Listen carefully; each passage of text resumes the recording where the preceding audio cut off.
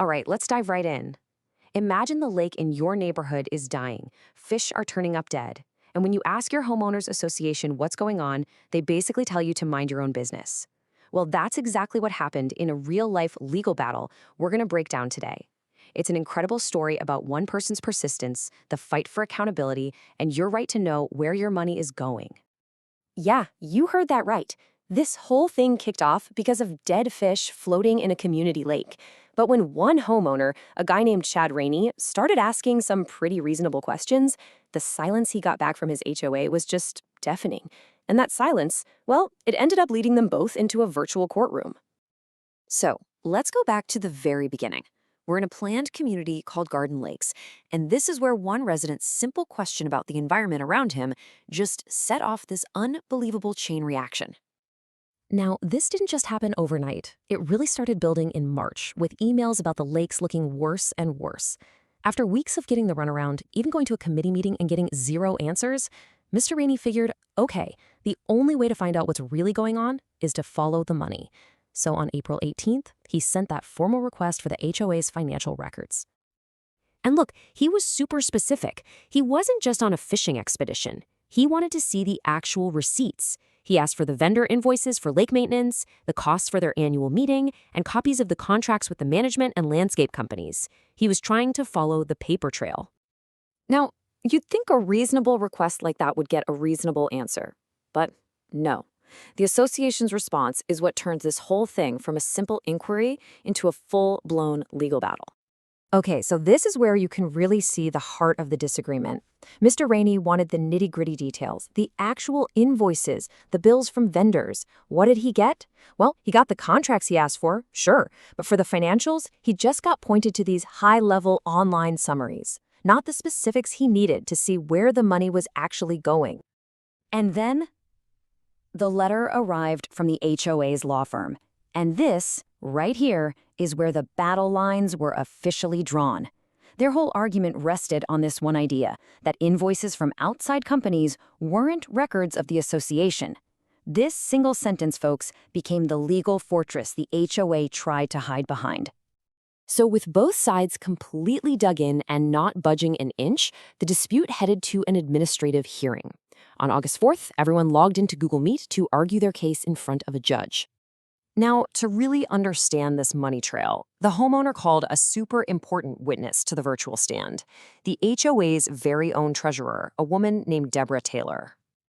Mr. Rainey starts with a really simple, process-oriented question. He's just trying to map out the basic journey of a bill. You know, how does it come in? How does it get processed? How does it get paid? Seems pretty straightforward, right? And then came the bombshell. The treasurer of the HOA, the person whose job is literally overseeing the money, admitted, under oath, that she has no idea how an invoice is handled. She just kept saying it's all done by the management company. Now, for anyone in an HOA, that is a major red flag. When the board isn't directly overseeing the finances, that's just a recipe for disaster. So the testimony revealed this pretty startling setup. The management company was using this outside payment system to process and pay every single vendor bill. The board members, including the treasurer, were only ever looking at financial summaries. They never once saw the actual detailed invoices that they were technically approving for payment. So, can you believe it? This whole legal battle, all this back and forth, it all boiled down to the definition of one single word: record. What actually counts as an official record of an association? And that was the big question the judge had to answer. Does a homeowner have the right to see the details of how their money is spent, or can an association just keep those details behind a curtain? Okay, so let's break down the two sides. The homeowner pointed to Arizona state law, which is basically the rule book for HOAs, and he even pointed to the association's own bylaws. Both of them say members get access to all financial records and detailed and accurate records. But the association's defense was, nope, those invoices are just third-party documents, and our online summaries are good enough. And here's the key state law at the center of everything. That phrase, all financial and other records, is written to be intentionally broad.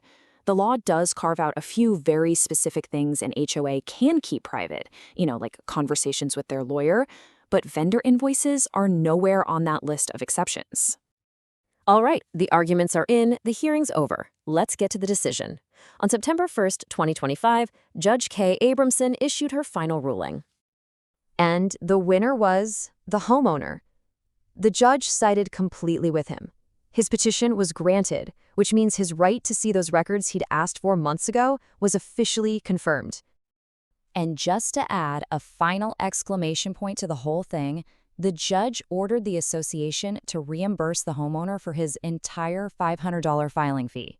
Every penny. And wow, the judge did not pull any punches in her ruling. She called the association's main argument that these weren't their records disingenuous.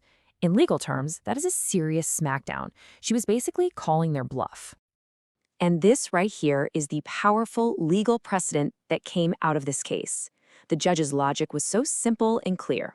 If your association gets a bill and pays that bill with association money, then that bill is, by definition, a record of the association. Full stop.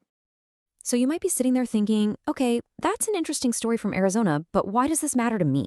Well, if you live in a community with an HOA, this matters a lot, no matter where you live. Let's break down the lessons. So here is what you absolutely need to take away from all this. First, know your rights. Actually read your bylaws and look up your state's laws. Second, don't let anyone tell you a high-level summary is enough. You have a right to see the details. And finally, and this is so important, your HOA cannot just pass the buck to a management company. The board, your neighbors, they are ultimately responsible for being transparent. You know, this case started with a simple question about dead fish, and it ended with a huge legal victory for transparency. And it leaves all of us with one final, really important question to think about. When you pay your monthly dues, do you really know what you're paying for?